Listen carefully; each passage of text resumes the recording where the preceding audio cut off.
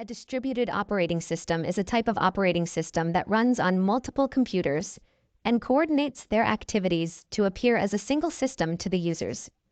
It allows multiple computers to work together and share resources such as processors, memory, and storage devices.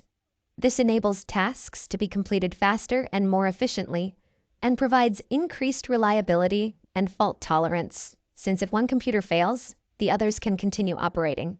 Imagine you have a bunch of friends, and each of you has a special talent. Some are good at drawing, some are good at solving puzzles, and some are great at telling stories.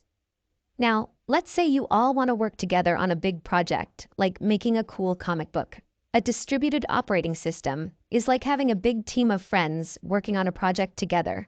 Instead of one person doing everything, each friend or computer does a specific part of the job. For example, one friend might draw the characters, another friend might write the story, and another friend might color the pictures.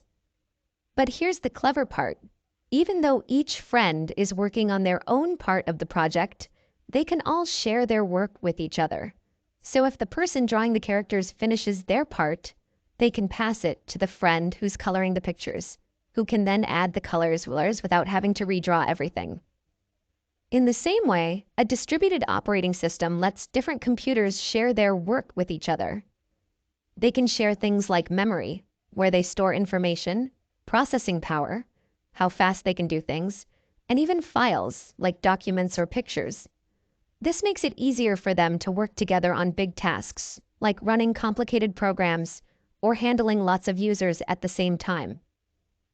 And just like how friends can help each other if one of them has trouble, computers in a distributed system can keep working even if one of them stops working properly.